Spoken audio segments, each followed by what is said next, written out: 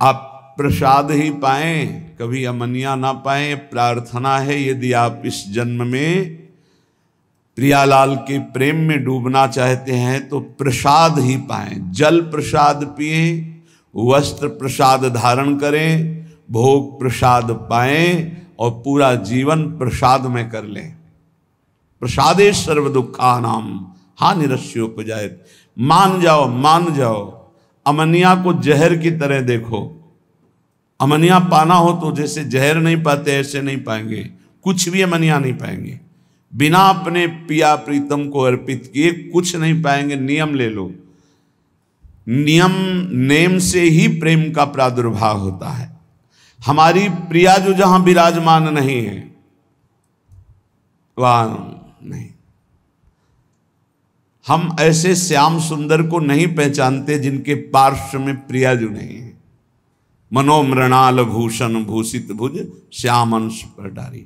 हम वृंदावन वासी नित्य विहार उपासी श्री जी से लालजू को पहचानते हैं। श्री जी नहीं तो हम लालजू को नहीं पहचानते। और ऐसा कभी नहीं हो सकता कि श्री जी अकेली हों।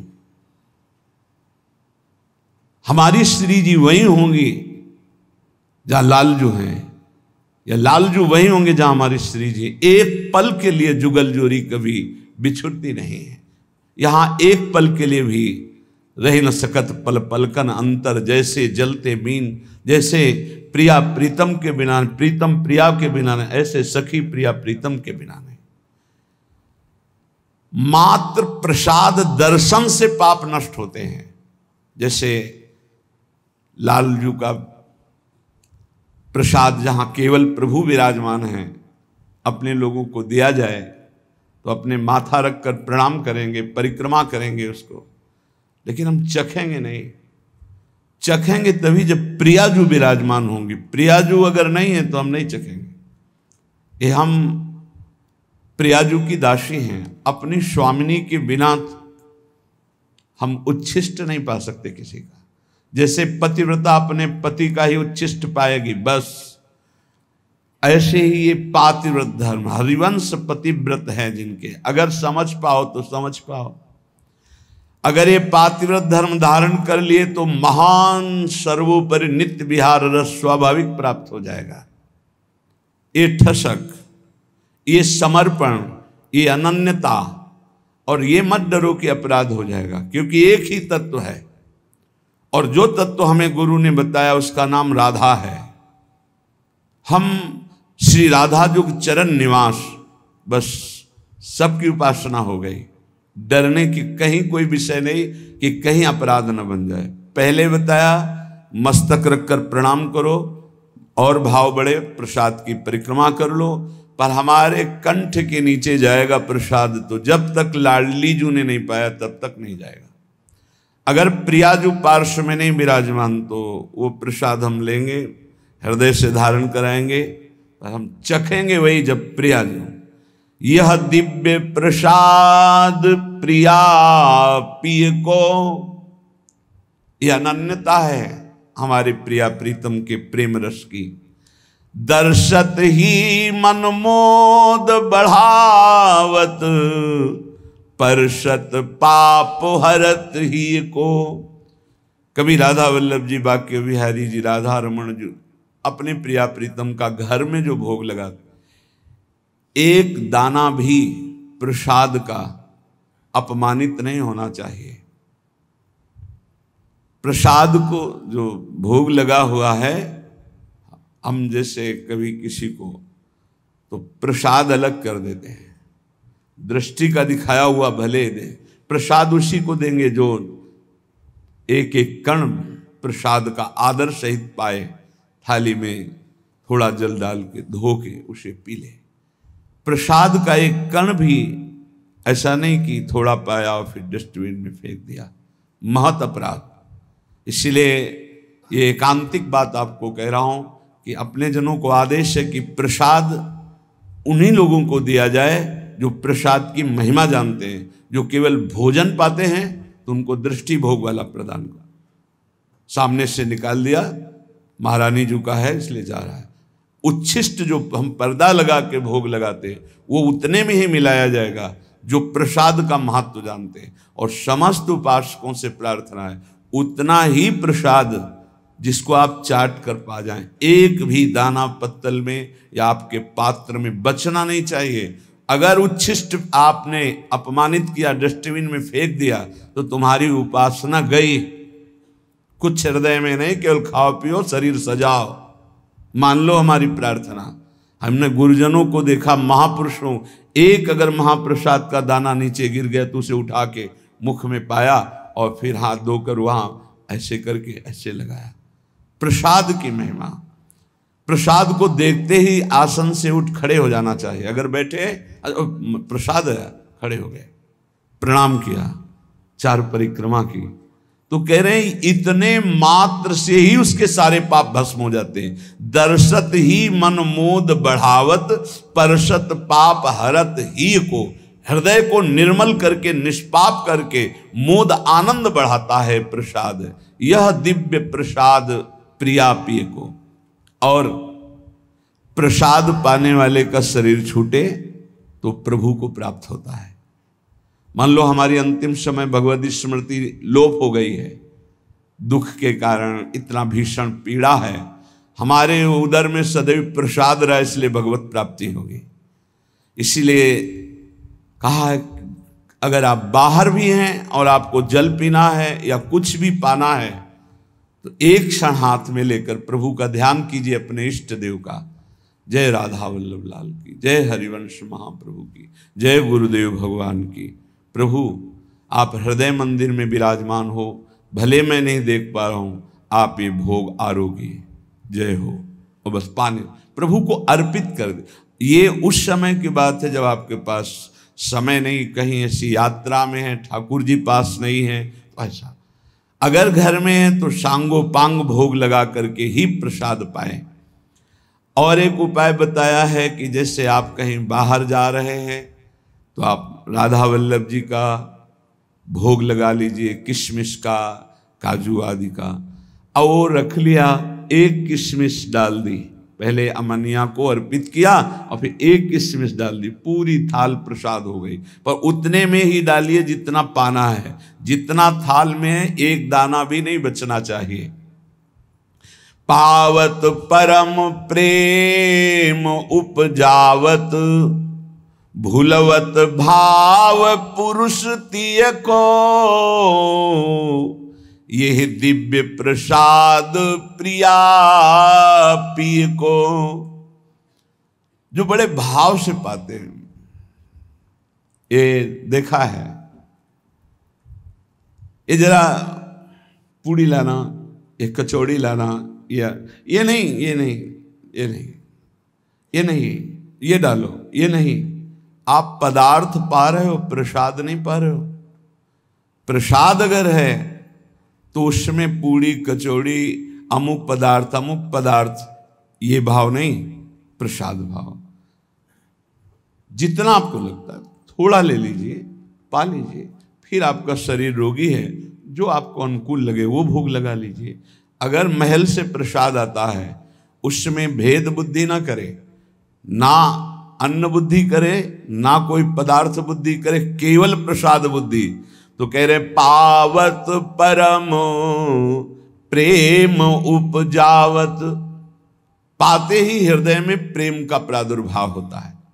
भूलवत भाव पुरुष तिय को।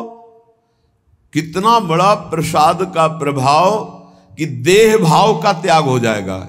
मैं स्त्री हूं, मैं पुरुष हूं, इस भाव का विस्मरण हो जाएगा। कितनी अद्भुत महिमा। जो वेदांत चिंतन करते करते वर्षों हो जाते हैं और देह भाव नहीं भूलते, वो हमारे प्रिया प्रीतम के प्रसाद में इतनी सामर्थ्य है। भूलवत भाव पुरुष तिय को। मैं स्त्री हूं, मैं पुरुष हूं, ये भाव विस्मरण करा के मैं श्री जी की हूं, मैं प्रिया सहचरी हूं, ऐसी ठसक आने लगती है।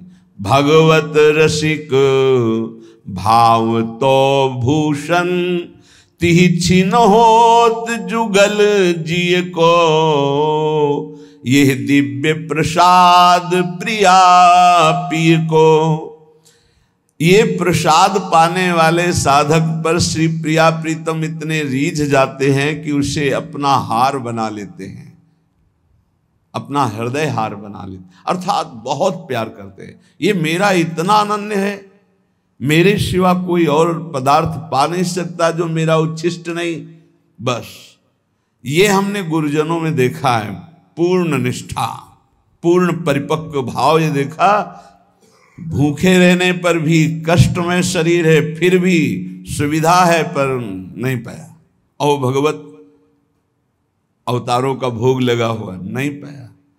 अपनी प्रियाजू को 2 केला खरीद के भोग लगा के फिर दंडवती प्रारंभ की। तब ये लगा, निष्ठा तो रसिक महापुरुषों के समीप रहने से ही पता चलती है।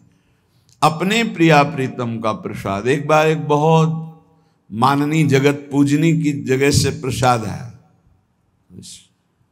माथे में से, जो वो चले गए तो कहा यमुना जी के महल में पहुंचा दो, वो सर्व सामर्थ्यशाली है। हाँ जी, आप कभी कभी जानकर पूछते थे कि कुछ बोलें, कुछ बताएं, तो उनका वहाँ हमारी प्रियाजू ने भोग प्रगट में नहीं पाया, इसलिए हम प्रगट में नहीं पाएंगे। मानसिक तो हमने भी स्वीकार कर लिया, अगर प्रियाजू प्रगट में पाए तो हम प्रगट में पाए, नहीं अन्यथा नहीं। ऐसा ही हुआ पूज्य श्री रूपलाल गोस्वामी जी, जिनका पीछे चरित्र भी सुना और पूजन भी हुआ था। बाल्यावस्था से ही श्री जी के अनन्य की जन्म सिद्ध अधिकार गोस्वामी परिकर राधा वल्लभ जी के अनन्य आचार्य, बचपन से ही अपने इष्ट निष्ठा, बहुत प्रतापी महापुरुष थे श्री रूपलाल गोस्वामी जी, जिनके शिष्य श्री वृंदावन दास चाचा जी हुए। हरिवंश महाप्रभु का द्वितीय रूप कहा गया श्री रूपलाल गोस्वामी जी को। तो किसी निज शरणागत वैष्णव के प्रसन्नता के लिए वो जगन्नाथपुरी गए हुए थे। पुरी में गए, जहां पुरी के आराध्य जो जगन्नाथ जी विराजमान, वहां जाकर के अपनी श्री जी साथ राधा नाम, तो वहां प्रसाद आदि दिव्य सब माथे पे लगाया, प्रणाम किया, पर पास लिया नहीं और पाया नहीं। इससे वहां के जो पार्षद थे उनको दुख हुआ और मन में बड़ा क्षोभ हुआ कि ये वृंदावन से आए हैं, रसिक महापुरुष हैं, और तेज ऐसा था जिसके देखने से ही लग रहा था कि कोई संशय नहीं था ये मनमानी कर रहे हैं, ऐसा नहीं, ऐसा भागवती तेज और महाविद्वान और रस सिद्ध महापुरुष। तो राजा के पास शिकायत की गई, जो जगन्नाथपुरी के राजा, कि ये ऐसे महापुरुष आए हैं जो जगन्नाथ जी का प्रसाद पाया नहीं, स्वीकार नहीं किया, प्रणाम कर लिया। तो उन्होंने कहा कि मुझे पता है ये रस नित्य विहार उपासना के आचार्य हैं, कोई साधारण पुरुष नहीं, आप लोग कोई ऐसे शब्द मत बोलना, इस विषय की जानकारी स्वयं जगन्नाथ जी से की जाए। तो वहाँ की पद्धति थी कि रात्रि में जगन्नाथ जी के समीप सुला दिया जाता था। जगन्नाथ जी उससे स्वप्न में आदेश कर देते थे। ये पूर्व से चला रहा था, किसी विशेष रहस्यमय प्रसंग का प्रकाशन करने के लिए ये प्रक्रिया की जाती थी। ऐसा ही किया गया। प्रश्न रखा गया कि इन्होंने प्रसाद क्यों नहीं लिया, यदि महापुरुष हैं तो भगवत प्रसाद का ये इस तरह से ऐसा कि ना पाना, ना हाथ में लेना, प्रणाम मात्र कर लेना। तो जगन्नाथ जी रात्रि में प्रकट हुए। श्री द्वारिकाधीश श्री कृष्णचंद्र जी ही तो जगन्नाथ हैं, पार्श्व में बलराम जी और सुभद्रा जी। और ये दशा हुई है ब्रज की प्रेम लीला सुनने पर, जो प्रेम विगलित रूप जगन्नाथ जी का है। तब उन्होंने कहा कि हमारी प्यारी जू की ठसक में उनका उच्छिष्ट पाने वाले जन हैं जिनकी हम अधीनता स्वीकार किए हुए हैं, जिनके अधरामृत का पान करने के लिए हम भी याचना करते हैं। इसलिए इनके ऊपर हमारा कोई शासन नहीं, इनके ऊपर कोई हमारा विधान नहीं। ये प्यारी जो कि निज सहचरी हैं, इसलिए किसी भी तरह से कोई अपराध मत कर देना इनके प्रतिभाव बिगाड़ करके। वो राजा को बताया कि स्वप्न में जगन्नाथ जी आए थे, ऐसा ऐसा। ये जो हमारे वृंदावन नित्य विहार रस की उपासना का एकांतिक प्रेम है, इसको हृदय में देखो। जब प्रेम की प्रबलता होती है तो अनन्यता अपना रंग लाती है। गोस्वामी तुलसीदास जी जब वृंदावन आए तो जो मंदिर खुले दौड़ के जाते, कहीं तो सिया राम जी, पर जहां देखें तो वृंदावन है, या तो डाल डाल और पात पात में राधे राधे होए, यहाँ कहीं ना उनको इष्ट का नाम। क्योंकि जगत में कहीं भी जाओ तो गांव गांव में भैया राम राम जय सिया राम, गांव में एक दूसरे से मिलने में यही होता है, राम राम। इतना तो यहाँ पूरे वृंदावन में डोल लिए, एक बार भी नाम ना सुना, एक जगह भी कहीं रूप ना दिखाई दिया, व्याकुल हो गए। कैसा देश है यहाँ, एक एक पत्ते से भी राधा राधा राधा राधा। फिर प्रिया प्रीतम के समीप गए, कहा साष्टांग दंडवत तो नहीं करूंगा, क्योंकि साष्टांग दंडवत तो सिया राम की ही है और मुझे पता है आप वही हो, पर आपको रूप बदलना होगा। तो भगवान की बंसी अंतर्ध्यान हो गई, अपने भक्त के लिए सारंग धनुष धारण कर लिया, प्रियाजू श्रियाजू के रूप में प्रकाशित हो गई, क्योंकि इन्हीं से सब प्रकाशित है। तो साष्टांग दंडवत किया, का बलिहार आपकी। ये क्या था? क्या गोस्वामी जी नहीं जानते? तत्व ज्ञान नहीं है क्या गोस्वामी जी को? वो तो कह रहे जड़ चेतन जग जीवजत सकल राम मैं जाने, सब में मेरे प्रभु। तो साष्टांग दंडवत करके मौन हो जाते? नहीं, प्रेम जिस रूप से प्यार होता है उसी में पूर्ण समर्पण होता है, उसी में होता है। एक राम घनश्याम हित चातक तुलसीदास बलिहारी है। ऐसे ही श्यामा श्याम के जो रसिक अनन्य उपासक है, जे अवतार कदम्ब भजत हैं धरि दृढ़ व्रत जो हिये, तेवु उमग तजत मर्यादा बन बिहार रस पिए, रहो को काहू मन दिए, मेरे प्राणनाथ श्री श्यामा शपथ करो तृण छिए। भगवान बहुत अवतार लेके, बहुत लीला, बहुत भक्ति मार्ग, बहुत ज्ञान मार्ग, बहुत सत्साधना मार्ग हमको प्रियाजू ने चयन किया, नित्य विहार रस का उपासना मार्ग। अब हमको अनन्य हो, क्योंकि हमने चयन नहीं किया, हमें पता नहीं था, अपने लोगों को प्रियाजू ने चयन किया। अब ऐसी करुणामयी स्वामिनी की अनन्यता की ठसक हृदय में, तो भगवत रसिक भाव तो भूषण, ये हृदय हार बन जाते हैं, ये हृदय हार बना लेते हैं। हर समय प्रियालाल की समीपता का अनुभव, पर अनन्यता। बार बार हम आपसे प्रार्थना कर रहे हैं, साधना का सार है अनन्यता। गीता जी में भगवान ने अनन्य अनन्य अनन्य बार बार कई जगह कहा, अनन्य चिंतयन्तो माम अनन्य चेता सततम, बस अनन्य हो जाओ मेरे। हरिवंश महाप्रभु ये देख रहे हैं कि प्रिया प्रीतम हमारे हृदय के हार बने हुए। कब? जब अनन्यता, ये दिखा रहे हैं मोहन लाल के रंग राची।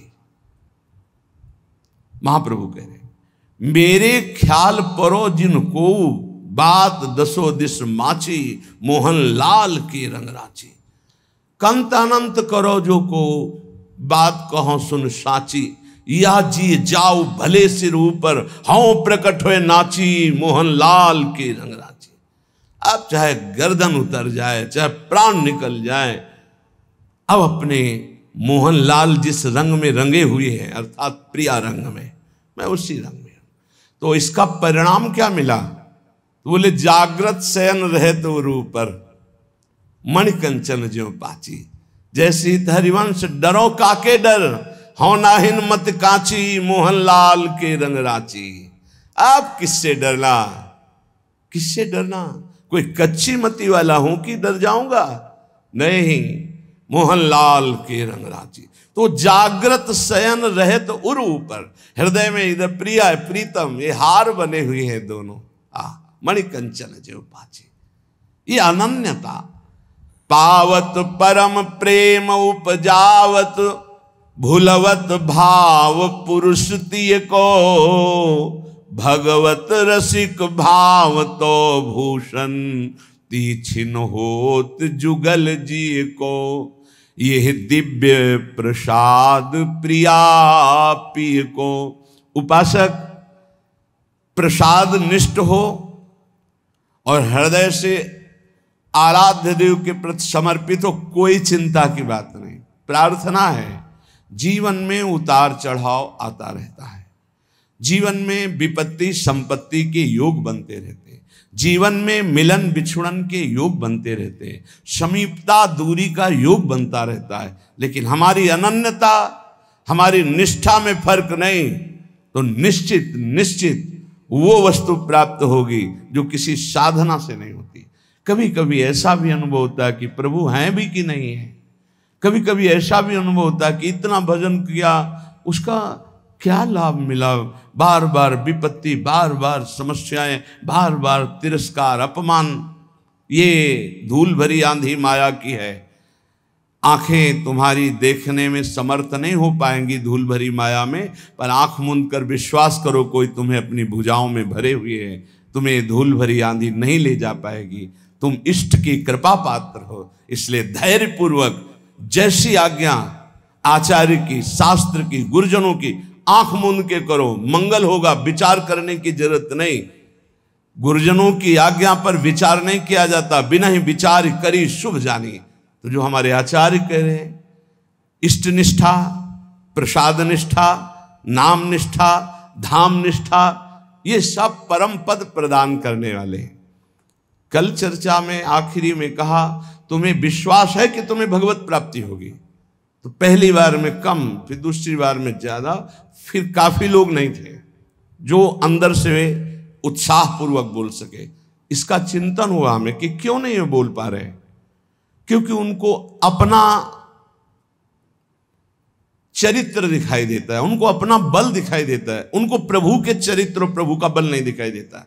अपने बल से, अपने चरित्र से कोई महान नहीं हो सकता। आप समझ लीजिए, अगर कोई महान हुआ है तो उनके चरित्र गायन से हुआ है, उनके चरित्र चिंतन से और उनके बल से हुआ है। भाई मेरी बात समझो, मेरे बल से वृंदावन रानी, जिनकी चरण कृपाते पाई, इस बात को समझो।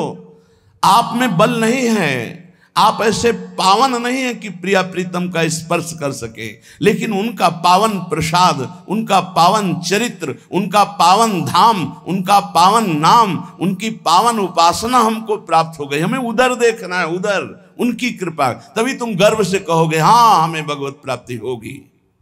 नहीं तो तुम ऐसे निराश हो जाओगे, उदास हो जाओगे। हाँ ये तो बचपन से लगे इसलिए कह रहे हैं कि हमें भगवत, मुझे कहाँ होंगी, मैं तो विषयों में फंसा हूं। नहीं नहीं नहीं, बार बार आपका उत्साह बढ़ाने के लिए कह रहे हैं हम। सोचो तुम्हें भगवत प्राप्ति हो जाएगी, क्योंकि तुम प्रसाद भोक्ता हो, तुम नाम जापक हो, तुम भगवत शरणागत हो, तुम धाम में बैठे हो। विश्वास करो। बिल्कुल सरल उदाहरण, इसको केवल दिमाग में बैठा लो। दो महात्मा भजन कर रहे थे, एक बट वृक्ष के नीचे, एक पीपल वृक्ष के नीचे। नारद जी निकले तो बट वृक्ष वाले ने साष्टांग दंडवत किया, महाराज आप तो कभी कभी भगवान वैकुंठनाथ के समीप जाते, मैं उनका दास हूं, कभी स्मृति दिलाना और पूछना कि अमुक जगह बट वृक्ष के नीचे जो महात्मा भजन करते हैं उनको आप कब दर्शन दोगे। ठीक ऐसा ही प्रश्न पीपल वृक्ष के नीचे भजन करने वाले महात्मा ने किया। देवर्षि नारद जी कुछ समय बाद वैकुंठ के दर्शन करके, वैकुंठनाथ से संभाषण करके वापस लौटे तो पहले पीपल वाले मिले। देखते ही साष्टांग दंडवत किया। इतने में बटवृक्ष वाले महात्मा ने भी देखा, समीप आ गए। दोनों ने एक साथ पूछा भगवान ने क्या कहा। तो बटवृक्ष वाले की तरफ देखा और कहा तुम्हें भगवान इसी जन्म में मिलेंगे। पीपल वृक्ष वाले महात्मा से कहा कि तुम्हें भगवान ने कहा है कि जितने पीपल के पत्ते इतनी बार जन्म लेना पड़ेगा तब तुम्हें भगवत साक्षात्कार होगा। वो नाच पड़े। बट वृक्ष वाले नहीं नाचे, पीपल वृक्ष वाले नाच पड़े, रोने लगे और कहा भगवान मुझे जानते कि मैं उनका भजन कर रहा हूं, भगवान मुझे जानते। इतना आनंद मगन हुए, इतना आर्त भाव से, हे करुणा वरुणालय, हे मेरे प्रीतम, वहीं भगवान प्रकट हो गए। उसी क्षण भगवान ने सबसे पहले हृदय से लगाया पीपल वृक्ष वाले महात्मा को। देवर्षि नारद जी ने प्रभु से कहा आपने हमें झूठा साबित कर दिया। क्यों? आप ही की खबर तो बता रहे थे, आपने कहा था पीपल पत्ते वाले को, जो पीपल जितने पत्ते उतना जन्म लेना पड़ेगा, और आप तो अभी दर्शन दे दिए। इनको बोले थे इसी जन्म में, तो चलो इसी जन्म में, समय तो निश्चित नहीं किया था, इनका तो सही हो गया, और इनके लिए आपने कहा था तो झूठा हो गया। बोले जो कई जन्म में भाव आना था, जैसे भजन कर रहे थे, वो भाव अभी आ गया, इसलिए अभी मिल गए, पूरा हो गया। आप समझो इस दृष्टांत से यदि हम उत्साह संपन्न हो जाए, मुझे भगवान मिलेंगे, इसी जन्म में प्रिया प्रीतम मिलेंगे, निश्चित मिलेंगे। सोचने में क्या जाता है? बोले सोचने से हो जाएगा। इस सिद्ध पुरुष लाल स्वामी हमें गंगा किनारे एक मिले थे, जिनकी खेचरी मुद्रा सिद्ध थी। रात्रि में 10 बजे जब उनसे मिलने के लिए टाइम मिला, उन्होंने टाइम दिया, गए, अकेले थे वो, सदैव एकांत साधन में लगे रहते थे। कुछ चर्चा हुई, तब उन्होंने कहा बेटा नई अवस्था थी, जैसा बनना है वैसा सोचो, जैसा सोचोगे वैसा बन जाओगे। इस सूत्र डायरी में लिखा हुआ है।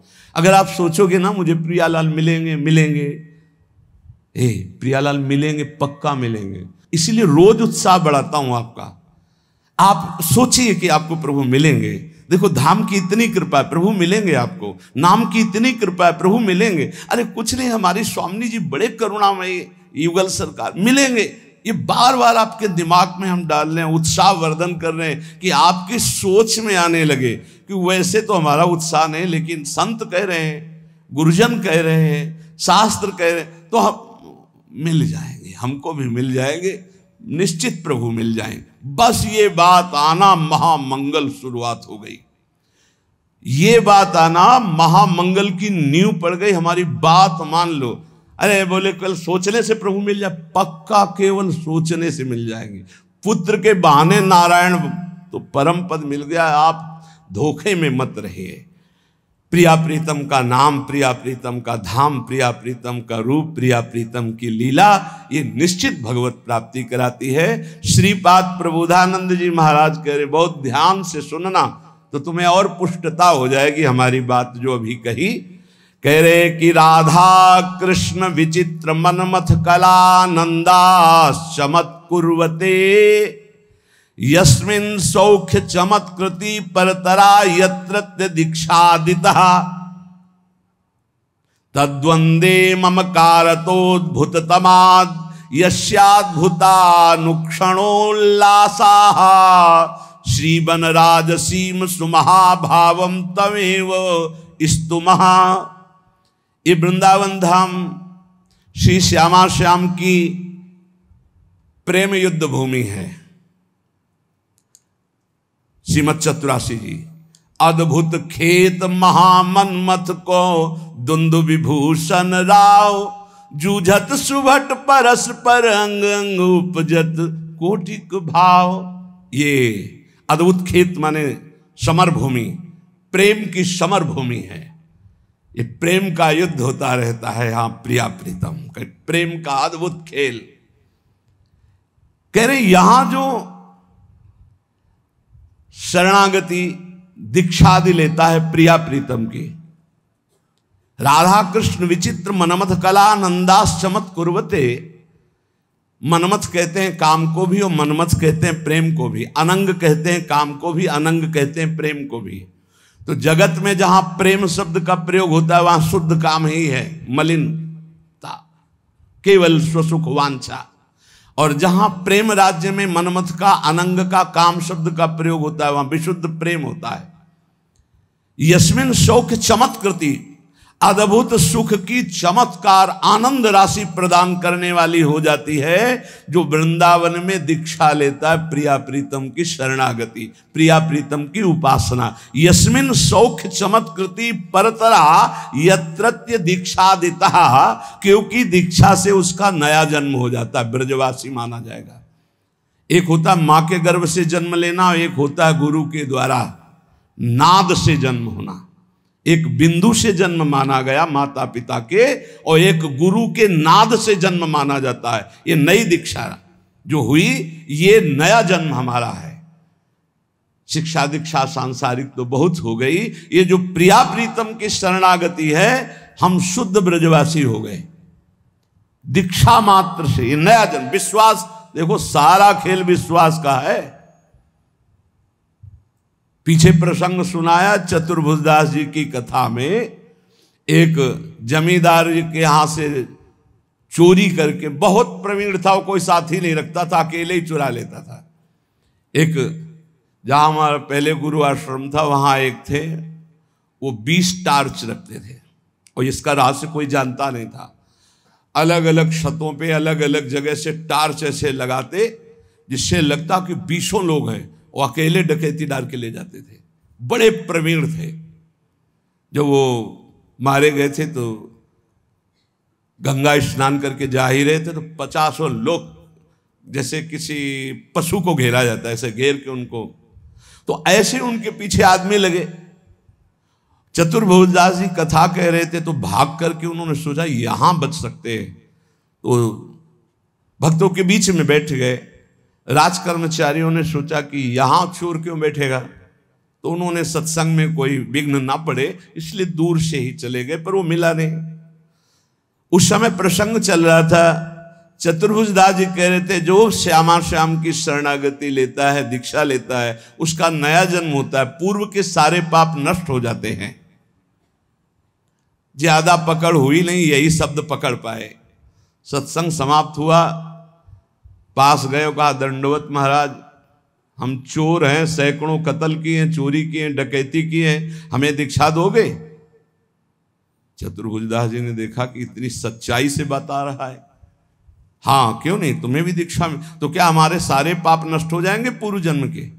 हाँ पक्का, मेरा नया जन्म माना जाएगा, पक्का। कहा ठीक है, कुछ नियम, बोले नियम ये कि अब चोरी नहीं करोगे और झूठ नहीं बोलोगे, और ये नाम दे रहे, नाम जप करो, तुम्हारा पूर्व का सारा पाप नष्ट, नया जन्म तुम्हारा। मुंडन कराओ। वो जो उनका विभत्स स्वरूप भयानक था, उस हटाकर 12 तिलक लगाए, मंत्र दिया। अब तो वो चौड़ी छाती करके घूमने लगा। राजकर्मचारी घूम ही रहे थे, जो जमींदार था उसने पहचान लिया, उसने कहा चोर है, तिलक विलक लगाए लिए है, तो वही चोर। बंदी बना लिया गया, राजा के दरबार में ले गए। राजा ने कहा कि आप तो वैष्णव चिन्ह धारण किए हुए हैं, सच्चाई से बोले। बोले झूठ बोल ही नहीं सकता, गुरुजी ने कहा है झूठ नहीं बोलना, झूठ तो बोल ही नहीं सकता। पूछिए आप, चोरी की? बोले इस जन्म में नहीं की। वो जो सेठ साहूकार जमींदार था, बोले चाहे जिसकी कसम खवा लो यही है, ये बाल मुड़वा डाला, तिलक लगाए है, कंठी बांधे, यही हम पक्का कह सकते हैं। वो कह रहा चाहे जिसकी कसम, उसने कहा इस जन्म में ही चोरी नहीं की। अब राजा बड़ी समस्या में, न्याय कैसे करें, एक वैष्णव तिलक धारण किए हुए, एक सच्चाई बात कर। तो उस समय परीक्षा के लिए लीला की जाती थी कि लोहे का बिल्कुल तपाया हुआ लाल फार, और ऐसे एक पीपल का नवीन पत्ता, ऊपर सूत, कच्चा सूत, ऐसे वो लोहे का फार रख दिया जाता। सूत में झलस नहीं आएगी, जरा भी वो जलेगा नहीं, और 7 कदम चला।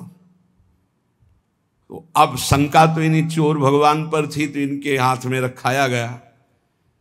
तो मन में कहा, गुरुजी ने कहा था दीक्षा लेने के बाद नया जन्म होता है। ऊपर जोर से बोले इस जन्म में मैंने कोई पाप नहीं किया, कोई चोरी नहीं की, कोई झूठ नहीं बोला। 7 कदम क्या और 10 कदम बोले, और कितना चले? बोले फेंक दो आप। फेंक दिया। बोले इसको फांसी दे दो इस जमींदार को, ऐसे वैष्णव पर दोष लगाता है। जब फांसी शब्द आया तो उन्होंने कहा कि फांसी तो ना दे, वो भी सही कह रहे हैं। तो उनका ऐसा कैसे सही हो सकता है, अब तो तुम्हारा प्रमाण हो चुका कि तुम सही हो। तो बोले फिर भी हमारा ही प्रमाण मान लीजिए, मैं ये सत्य कह रहा हूं कि चोर मैं ही हूं, ये सत्य कह रहे हैं। बोले अब नहीं मान सकते आपकी बात। बोले मान लो। तो बोले ये सत्य कैसे निकल गया कि तुमने इस जन्म में चोरी नहीं की और तुमने कल चोरी की, ये बात कैसे हो सकती है। तो उनका ये बात सुनोगे तब हम आपको हमारे पीछे राज सैनिक लगे थे, जाके सभा में बैठे, वहां गुरुजी ने हमको ये सुनाया जब, तो हमने दीक्षा ली। तो इस जन्म में तो हमने चोरी नहीं की थी, सत्य हो गया, लेकिन कल चोरी की थी, क्योंकि ये भी सत्य है, नहीं तो उसको फांसी की सजा हो जाएगी। तो उनका ऐसे हम महात्मा से मिलना चाहते हैं, तुम्हारे जैसे चोर को महाभागवत बना दिया। राजा उनका शिष्य बना, पूरे नगर में भक्ति का प्रचार प्रसार हो। तो यहां श्रीपाद कह रहे, राधा कृष्ण विचित्र मनमथ कलानंद चमत कुर्वते। बोले अद्भुत चमत्कार जीवन में परिवर्तन हो जाएगा जो श्रीधाम वृंदावन में यस्मिन सौख्य चमत्कृति परतरा यत्र दीक्षादिता। जो दीक्षा है, शरणागति है, प्रिया प्रीतम के गोरे चरणारविंद की शरणागति रूपी दीक्षा है। बोले ये परम सुख की चमत्कारिता प्रदान करने वाली है। युगल किशोर के चरणों की जो शरणागति ले लेता है तो ममता हो जाती है प्रिया प्रीतम से, श्यामा श्याम से ममता हो जाती है, अपनापन हो जाता है, इसी से उसको भगवत प्राप्ति हो जाती है। प्रियालाल, श्यामा श्याम, अपने ऐसा लगने लगता है मेरे प्रिया जो मेरे देखो माया का क्या प्रभाव है। मेरी पत्नी, मेरा पुत्र, मेरा शरीर, मेरी संपत्ति, मेरा मकान। और भक्ति का क्या प्रभाव है, ये सब झूठा, मेरे प्रिया प्रीतम।